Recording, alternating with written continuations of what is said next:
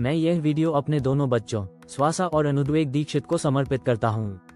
यह एक बहुत महत्वपूर्ण वीडियो है क्योंकि यह उन सवालों के जवाब देगा जैसे मैं कौन हूँ और मेरे मरने के बाद मेरे साथ क्या होता है।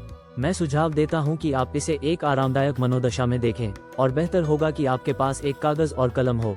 मांडुक्य उपनिषद का तीसरा श्लोक एक छिपा हुआ रत्न है जो भौतिकी और आध्यात्मिकता के बीच सहजता से सेतु का काम करता है। जहां धर्म को अक्सर प्रमाण की कमी के लिए आलोचना झेलनी पड़ती है, वही विज्ञान भी ऐसे अनुमानों और निष्कर्षों पर आधारित होता है जो आम धारणा के विपरीत होते हैं। मांडुक्य उपनिषद, जो एक धार्मिक ग्रंथ है, अपनी तार्किक कठोरता और सार्वभौमिक प्रासंगिकता के कारण अलग खड़ा होता है। यह मेरा सौभाग्य है कि मैं इस श्लोक को न केवल उन वैज्ञानिकों के प्रति उत्तर के रूप में प्रस्तुत कर रहा हूं जो धार्मिक ग्रंथों की तार्किकता को खारिज करते हैं, बल्कि इसे गहराई से समझने के लिए एक निमंत्रण के रूप में भी। मुझे विश्वास है कि इस्लाम में भी समान विचार मौजूद हैं, जो इसकी अपील को केवल हिंदू धर्म तक सीमित नहीं रखते। मैं इस श्लोक को पूरी ईमानदारी से प्रस्तुत करूंगा, इसकी खूबियों और इसकी सीमाओं दोनों को उजागर करते हुए, क्योंकि धर्म को नुकसान केवल संशयवादियों से ही नहीं बल्कि आस्तिकों की गलत व्याख्या से भी होता है। मांडुक्य यह मान्यता देकर शुरू होता है कि चेतना के 4 भाग होते हैं। मांडुक्य के तीसरे श्लोक में चेतना के पहले भाग की 6 विशेषताओं को सूचीबद्ध किया गया है। ये जागृत अवस्था है, बाहरी रूप से सचेत है, 7 अंग और 19 मुख हैं, स्थूल वस्तुओं को भोगता है और वैश्वना कहलाता है। मैं वैश्वना शब्द के अर्थ पर चर्चा बाद में करूंगा, पहले इसकी अन्य विशेषताओं का प्रारंभिक विश्लेषण करेंगे। जागृत अवस्था, बाह्य रूप से जागरूक होना और इसके कुछ अंग तथा कुछ मुख जिनसे ये स्थूल जगत का अनुभव करती है, स्पष्ट सत्य है। हर जीवित मनुष्य इस रूप की चेतना को प्रमाणित कर सकता है। उपरोक्त विशेषताएं इस चेतना के हिस्से के लिए आवश्यक है। ये पर्याप्त है या नहीं, इस पर बहस की जा सकती है। प्रायोगिक सत्यों को प्रस्तुत करना समस्या को वैज्ञानिक दृष्टिकोण से हल करने का एक तरीका है। हालांकि यहाँ तक तो श्लोक की वैज्ञानिक कठोरता उचित है, लेकिन मुख और शरीर के लिए क्रमशः 19 और 7 की संख्या अज्ञात है। इस तरह की अधूरी जानकारी वैज्ञानिक सटीकता को कम कर देती है।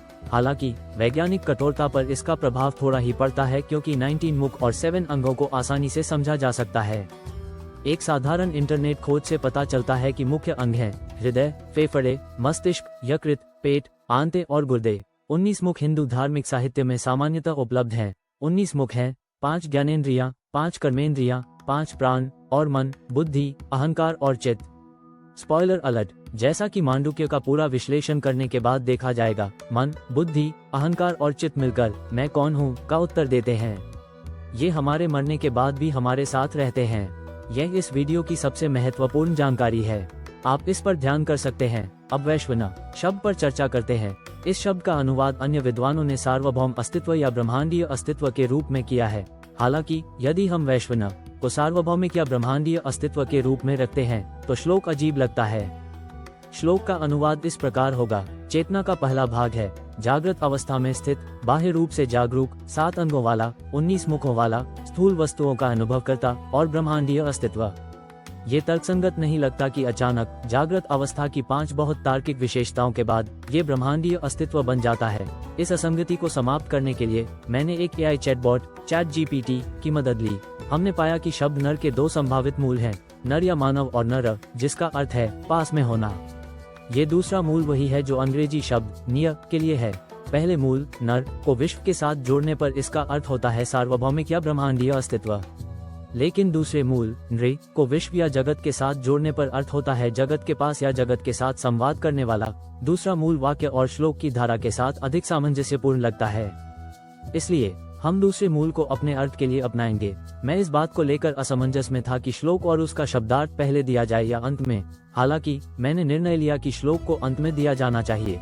जागृत स्थानो बहिष्प्रज्ञ सप्तांग 19 मुख स्थूलभुक वैश्वानरा प्रथम पाद। शब्दार्थ, जागृत स्थान, स्थान का अर्थ है स्थित और जागृत का अर्थ है जागृत अवस्था। बहिष्प्रज्ञ, बहिष का अर्थ है बाह्य और प्रज्ञ का अर्थ है जागरूकता। सप्तांग, सप का अर्थ है 7 और अंग का अर्थ है अंग। 19 मुख, 19 का अर्थ है 19 और मुख का अर्थ है मुख। स्थूलभुक, स्थूल का अर्थ है स्थूल और भुक का अर्थ है उपभोगकर्ता। वैश्वानर, वैश्व का अर्थ है विश्व और नर का अर्थ है निकट। प्रथम पाद, प्रथम का अर्थ है पहला और पाद का अर्थ है भाग। श्लोक और चर्चा के आधार पर हम इसका अर्थ निकाल सकते हैं। चेतना का पहला भाग या चतुर्थांश है जागृत अवस्था में स्थित, बाह्य रूप से जागरूक, 7 अंगों वाला, 19 मुखों वाला, स्थूल वस्तुओं का उपभोग करता और बाहरी जगत से संवाद करने वाला। निष्कर्ष, जैसा कि हमने देखा, मांडुक्य उपनिषद का तीसरा श्लोक चेतना के पहले भाग की एक गहन और संरचित खोज प्रस्तुत करता है। ये प्राचीन ज्ञान की गहराई का प्रमाण है। ये दर्शाता है कि आध्यात्मिकता और तर्क से अस्तित्व में हो सकते हैं। यह आसानी से प्रायोगिक सत्यों से चेतना के गूढ़ अवधारणाओं तक स्थानांतरित होता है। हालांकि श्लोक में कुछ अंतराल हैं, लेकिन यह इसकी मूल्यवानता को कम नहीं करते, बल्कि गहराई से शोध के लिए प्रेरित करते हैं। विशेष रूप से हमें ये सोचना चाहिए कि मन, बुद्धि, अहंकार और चित्त क्या हैं। मांडुक्य हमें सिखाता है कि ज्ञान केवल समझने के लिए नहीं है, यह अभ्यास के लिए है। आइए इन अंतर्दृष्टियों की केवल प्रशंसा न करें, बल्कि इन्हें लागू करें, जागृत अवस्था और इसके परे को समझने के लिए, ताकि अपनी चेतना की गहराई को वास्तव में समझ सकें।